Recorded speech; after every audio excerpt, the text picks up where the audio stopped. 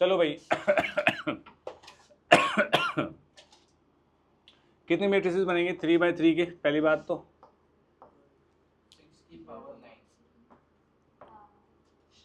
ए part, ये 0th part था। These diagonal matrix कितने होंगे? 6 की पावर 3 6 की पावर 3, क्योंकि A11 A22 A33 6 तरीके से भरा जा सकता है 6 की power 3।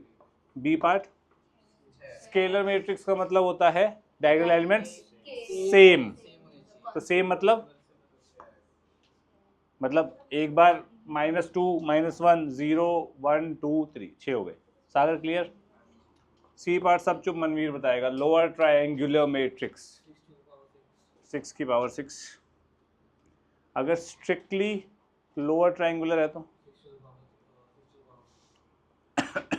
D part upper triangular 6 की पावर 6 सेम। अक्षता कोई प्रॉब्लम है तेरे को यहाँ पे?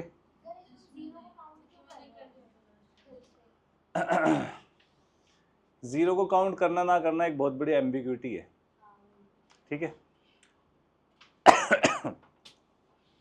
एलन इंस्टीट्यूट का नाम सुना है? सुना है? इक्वलिटी ऑफ मैट्रिसेस की बात कर रहे हैं। सबसे पहला कंडीशन क्या होती है दो मैट्रिक्स इक्वल होने की? Must have same order. अगर ऑर्डर सेम नहीं है और दो मैट्रिक्स इक्वल नहीं हो सकते, ये अखंड सत्य है। दूसरी चीज़, अगर दो मैट्रिक्स इक्वल है, ए इक्वल्स टू बी है, तो ए का आई जेथ एलिमेंट, मतलब आईएथ रो जेथ कॉलम का जो एलिमेंट होगा वो बी के आईएथ रो जेथ कॉलम का एलिमेंट होगा ही होगा। मतलब कि इसको क्या कह सकते हैं? कॉरस्पॉन्डिंग एलिमेंट्स आर सेम या इक्वल। सेम की जगह इक्वल बोलो, ठीक है जी। कितना समझ आ गया? एक फालतू का एग्जाम्पल कर लेते हैं। 1x 2 3 और ये तेरा बराबर हो जाए लेट सपोज 1 1 2 y के। x की वैल्यू क्या होगी? सब चुप रहेंगे, तू बता। y की वैल्यू क्या होगी? अबे यार तुम बोल देते हो यार, वो नहीं बता पाता वो। चलो इतना क्लियर है, ठीक है। This is maths. चल बता x की वैल्यू बता। अच्छा ऐसी सिचुएशन भी तो आ सकती है कि यार x की वैल्यू बाय द वे -1 इसमें दो इक्वेशंस फॉर्म हो, लीनियर सेम दे रखा है। एनसीईआरटी में है ना, दो इक्वेशन फॉर्म हो। 3 इक्वेशन वाला नहीं है वो नहीं, मैं ये कह रहा हूँ कि अरे मैं बोल लूँ यार, एक मिनट रुक जा। ऐसा हो सकता है कि एक x की इक्वेशन बन रही है, एक और x की इक्वेशन बने, तो दोनों को सॉल्व करके आ रहा था आंसर, वो भी आंसर ही गलत है। दो आंसर अलग है। मैं बोल लूँ, मैं गुद्दी लाल कर दूंगा आपकी बात बीच में बोला तो। एक x की इक्वेशन बने, x की वैल्यू आ जाए, दूसरी भी x की इक्वेशन बन रही हो, एक x की दूसरी वैल्यू आ जाए, सेम ना हो, तो x की वैल्यू एग्जिस्ट नहीं करेगी। ये पॉसिबिलिटी हो सकती है, क्वेश्चन है शायद एनसीईआरटी जो भी है, ठीक है। है यार, वैल्यू तो एक ही डलेगी एक टाइम पे, तो इसलिए वो एम्बिग्यूटी हो जाती है, तो नहीं लेंगे उसको। x की वैल्यू क्या आएगी यहाँ से जल्दी बताओ, तो बता। x की वैल्यू यहां पे चुप रह, जिससे पूछा वही जवाब देगा, जल्दी बता। x की वैल्यू है y की वैल्यू क्या है? y की वैल्यू बता देंगे, आई हो जाएगी 4, y की वैल्यू हो जाएगी 4, z की वैल्यू क्या हो जाएगी? z की वैल्यू 6 हो जाएगी। मतलब तेरी कैलकुलेशन ठीक है। y की वैल्यू 4, z की वैल्यू 6, ठीक है। किसी को कोई बड़ी चीज़ तो नहीं है? 100 रुपये इनाम दूंगा अगर तूने ये क्वेश्चन सॉल्व कर दिया तो। 1 मिनट का टाइम है। हो गया। चल यार, गुड बॉय। देखो इक्वालिटी है तो ये सबसे सिंपल बात है, tan थीटा cot थीटा के बराबर होगा, ये तो सबको पता है। Corresponding element sin theta cos theta के बराबर होगा। रिया, इसके बाद क्या करना था? सॉल्विंग में क्या स्टेप हो सकता है अब नेक्स्ट? नहीं पता मनवीर? वैल्यूज पुट करके देखा है?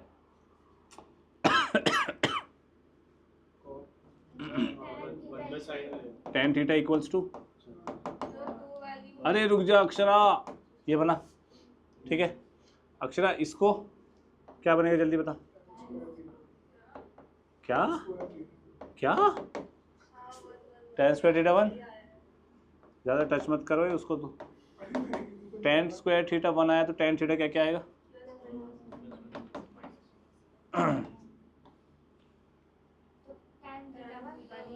tan थीटा 1 आएगा।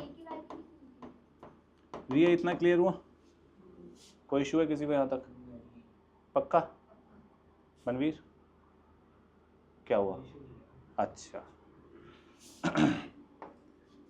tan थीटा 1 कौन कौन से क्वाड्रेंट में होता है भाई? सिंपल सी बात है, पॉजिटिव वैल्यू tan थीटा तो पहली बात तो r होता है, कोई भी रियल नंबर में आंसर आ सकता है ना tan थीटा का। पॉजिटिव है, पॉजिटिव दो क्वाड्रेंट में होता है, फर्स्ट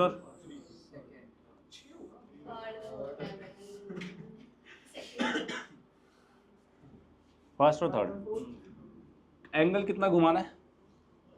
0 से 5 पाई, 2 पाई, 4 पाई, 5 पाई, 1 2 3 4 5 सॉल्यूशन।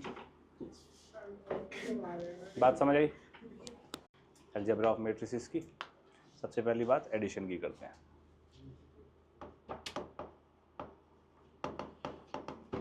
एडिशन या सब्ट्रैक्शन दोनों ही होने के लिए ऑर्डर सेम होने चाहिए, ऑर्डर मस्ट बी सेम। अगर a प्लस बी है तो वो एक मैट्रिक्स बनाएगा। पहली बात, जो इन दोनों का ऑर्डर है वो सेम होना चाहिए, तो आंसर भी सेम ही ऑर्डर का आएगा। अगर ये n क्रॉस m है, ये भी n क्रॉस m है, तो n क्रॉस m ऑर्डर का ही मैट्रिक्स आएगा, ऑर्डर मस्ट बी सेम। दूसरी बात, इसका जो i jth एलिमेंट है, इसका जो i jth एलिमेंट है वो ऐड होंगे या सब्ट्रैक्ट होंगे, और इसका i jth एलिमेंट फॉर्म करेंगे। कितना क्लियर है? क्लियर है Riya? a minus B order same होना चाहिए, एक मैट्रिक्स बनेगा। c ऑर्डर सेम ही होगा तीनों का भी, ठीक है। फर्क सिर्फ इतना है, इसका i j माइनस इसका i j, इसका i jth एलिमेंट बनाएगा। कोई प्रॉब्लम है किसी को? पक्का? कोई बड़ी चीज़ तो नहीं है, नॉर्मल ही है। कुछ प्रॉपर्टीज़ की बात कर लेते हैं। कॉम्यूटेटिव लो, a प्लस बी करूँ या b प्लस ए, सेम ही बात है। एसोसिएटिविटी भी फॉलो करता है addition. a plus b plus c, a plus b plus c के बराबर है। ब्रैकेट का मतलब क्या होता है? पहले ब्रैकेट सॉल्व करो फिर आगे का, कोई फर्क नहीं पड़ता एडिशन में। एडिटिव आइडेंटिटी और एक होता है एडिटिव इनवर्स। एडिटिव आइडेंटिटी का मतलब है ऐसे कौन सा मैट्रिक्स ऐड करूं कि मैट्रिक्स इटसेल्फ आ जाए। सिंपल, एडिटिव आइडेंटिटी होगा नल मैट्रिक्स, यानी कि a plus null matrix is a matrix itself, तो ये एडिटिव आइडेंटिटी। एडिटिव इनवर्स का मतलब क्या ऐड करूं कि आंसर नल आ जाए? Negative of that matrix. a minus a plus minus a करूंगा तो क्या आएगा? नल मैट्रिक्स आएगा। तो additive identity is minus of the matrix, ठीक है। अब माइनस ऑफ द मैट्रिक्स का मतलब क्या होता है ये मैं थोड़ी देर में बताऊंगा। कितना क्लियर है? कोई दिक्कत तो नहीं है? प्लीज लिखिए। करे मल्टीप्लिकेशन बाय स्केलर। स्केलर माने कॉमर्स कितनों के पास है? हाथ खड़े करना। स्केलर माने मतलब वही जो उसका सेम ऑर्डर में हो, वही जो उसका सेम ऑर्डर है। स्केलर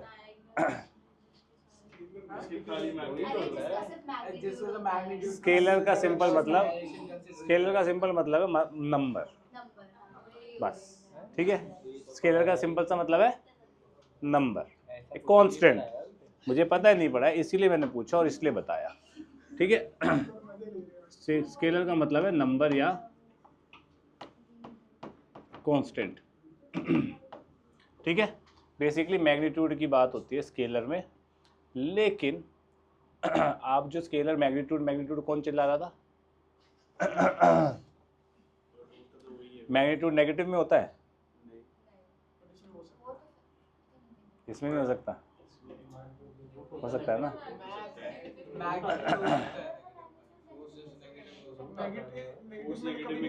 कृपया इधर ध्यान दे।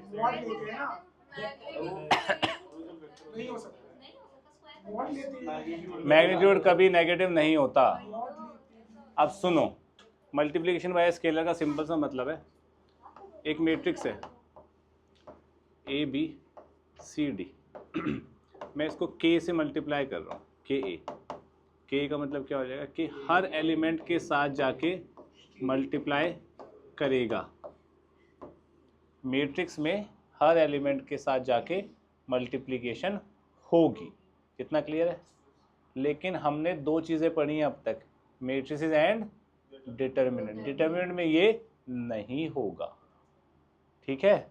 उसकी चर्चा भी हम अभी ही करेंगे, तो ध्यान से सुनना इस चीज़ को। तो मैं क्या कह सकता हूँ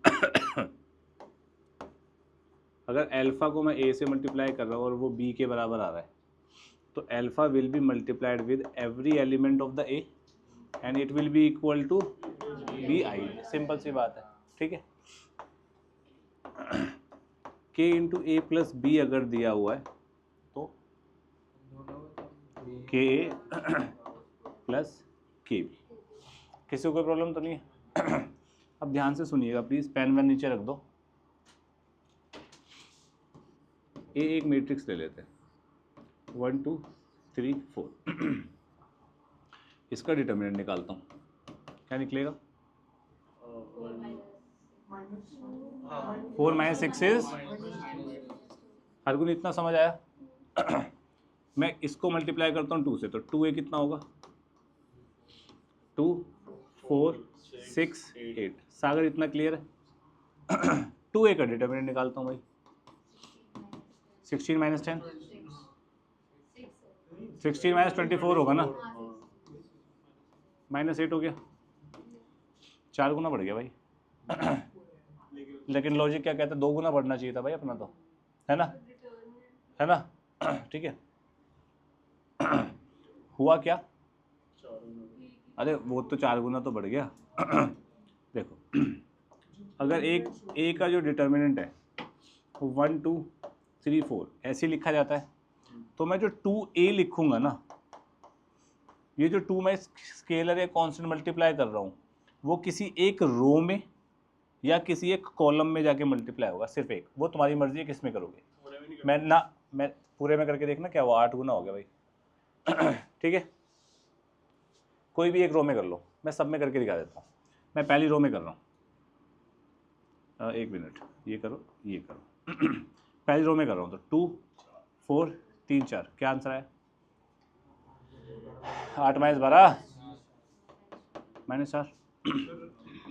2 ऑफ डिटर्मिनेंट ए को मैं ये भी लिख सकता हूँ, मैंने बोला किसी भी एक रो में, मैंने ऊपर वाली में करा, अब नीचे वाली में करता हूँ। 1 2 6 8 -4 ही आएगा, करके देख लेना।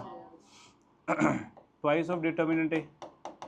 अब कॉलम में कर ले, अभी तो रो का हो गया, अपना कॉलम का करते हैं। 2 6 2 4, 8 - 12, सबका सेम ही आ रहा है ना। तो जब भी मैं एक कांस्टेंट डिटर्मिनेंट में मल्टीप्लाई करने का मन होगा, तो मैं सारे एलिमेंट से मल्टीप्लाई ना करके किसी एक रो या एक कॉलम से मल्टीप्लाई करूंगा, ठीक है? अब मैं तुम्हें कंफ्यूज करूंगा। मनवीर ने उबासी लिया, तो मनवीर जवाब देगा सिर्फ। मनवीर जी, बहुत सिंपल चीज़ है, ये कैसे लिखा मैंने?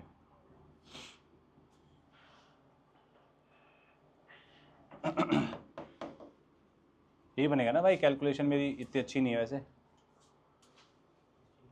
अच्छी है, सरकाज़म था, हाँ, जोक नहीं था बे। बताओ मनवीर, उवासी, बताओ जल्दी। रो में डिटर्मिनेंट जो आएगा उसका तो मल्टीप्लाई, अबे ज्ञान दे रहा तू तो, ऑब्वियसली मल्टीप्लाई। या आपने नहीं, ये बोलना चाहिए मेरे को। 4 को मैंने लिखा 2 इंटू 2, 2 इंटू 2, एक 2 को मैं ले गया यहाँ, एक 2 को ले गया मैं यहाँ। भाई एक कांस्टेंट पूरे डिटर्मिनेंट की एक रो या एक कॉलम से मल्टीप्लाई होगा, वो मैं चूज करूंगा ना किससे होगा। मैंने क्या किया, 4 को लिखा 2 इंटू 2, एक बार भाई मैंने कर दिया इसके साथ तो बन गया 2 और 6। फिर जो दूसरा मेरी मर्जी किससे करूं, भाई मैं इससे भी कर सकता था, इससे कर दिया मैंने 4 और 8। देख लो यही आंसर आ रहा है। एक रो से दो बार मतलब तू एक कांस्टेंट को जब अंदर लेके जा रही है, चाहे 10 कांस्टेंट है, 2 इंटू 3 इंटू 4 इंटू 7 कुछ भी है, एक कांस्टेंट को अंदर लेके जाएगी तो एक रो या एक कॉलम से मल्टीप्लाई होगा, बात खत्म, पीरियड। इसके आगे पीछे कुछ नहीं है। क्लियर? जागे आप? वो बासी ले रहा था तो इतना क्लियर है? पक्का? इसके अंदर से हम ना डिवाइड करेंगे, कोई अल्फा टाइप आ गया हमें तो, अगर अल्फा एक ही नंबर होता है ना, तो ऑब्वियसली तो फिर 4 को डायरेक्टली एक ही नंबर कर दे। मेरे को तो तेरी नींद भगानी थी इसलिए तेरे से क्वेश्चन पूछा था। ठीक है? पहले का डिटरमिनेंट।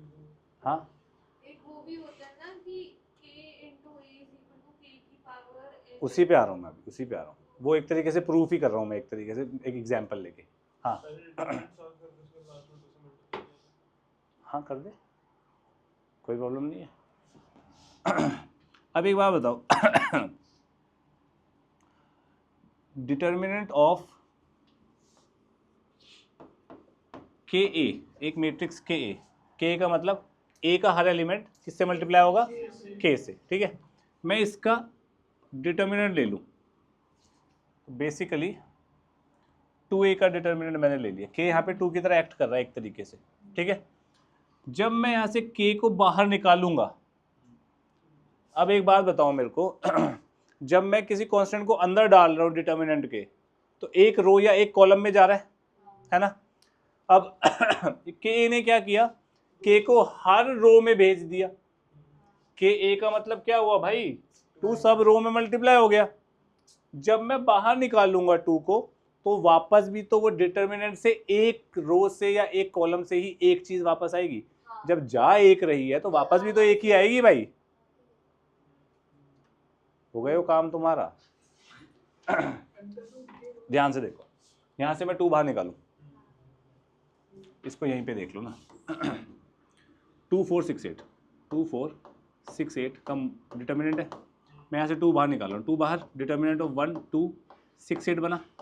यहाँ से 2 बाहर लो, 4 1 2 3 4 बना। तो 4 times determinant of a, 4 times determinant of a बन गया। क्या बना ये, ट्वाइस ऑफ ए का determinant becomes 4 times determinant of a. तो ये 2 का 4 कैसे हुआ, 2 कितनी बार बाहर निकाला मैंने, 2 बार। क्यों निकाला, क्योंकि 2 इसका ऑर्डर है। बात समझ आई भाई, इसका 2 ऑर्डर है ना, तो तभी तो एक रो से निकाला फिर दूसरी से। 3 ऑर्डर होता तो 2 कितनी बार बाहर आता। क्लियर है? तो यानी कि जो ए का ऑर्डर होगा, लेट सपोज ए का ऑर्डर है n, तो k की पावर n बाहर आएगी इनटू डिटर्मिनेंट ऑफ ए। बात समझ आई? प्रैक्टिकली हरगुल, किसी को कोई डाउट है? बोल क्या है भाई? बाकी सब लिखो, लॉजिकली लिखना। कोई पॉइंट मार्क करना हो कि भाई इस स्टेप में क्या हुआ है, वो हिंदी इंग्लिश मराठी में उड़िया में लिख लेना। बता भाई।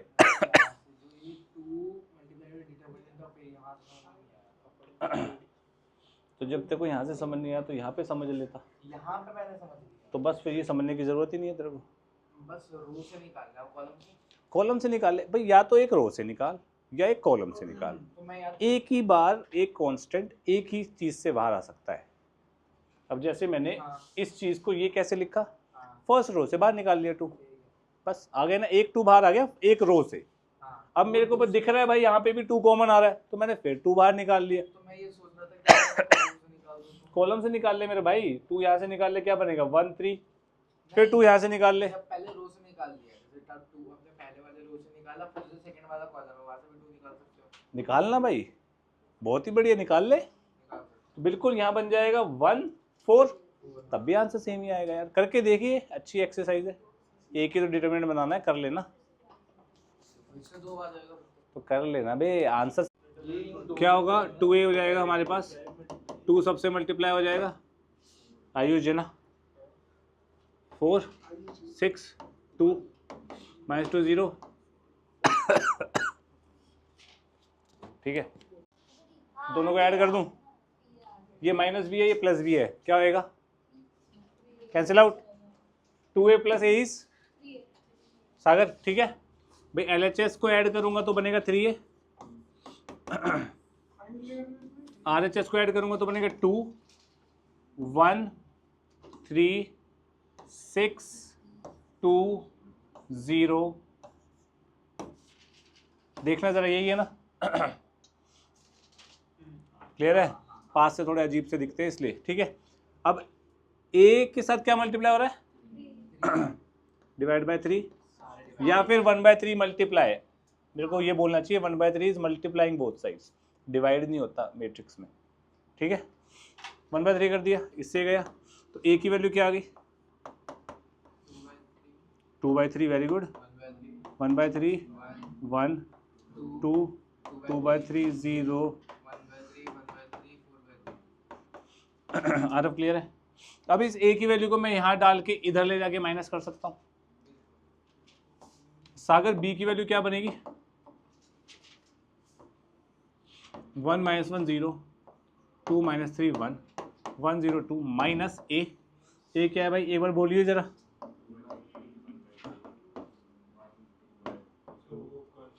2 और 2/3 0, 1/3 1/3 4 4/3। तो जो मेरा b आएगा वो आएगा this minus this, this minus this and so on. किसी ने कैलकुलेट किया है b? एक मिनट। 1/3 -4/3 -1 0 -11/3 1 2/3 6 2/3, हाँ 2/3। ये आंसर होगा हमारा फाइनल। किसी को कोई प्रॉब्लम है? पक्का सोच लो। क्षितिज, नमन, कोई आदित्य, हरगुन, रिया, अक्षता,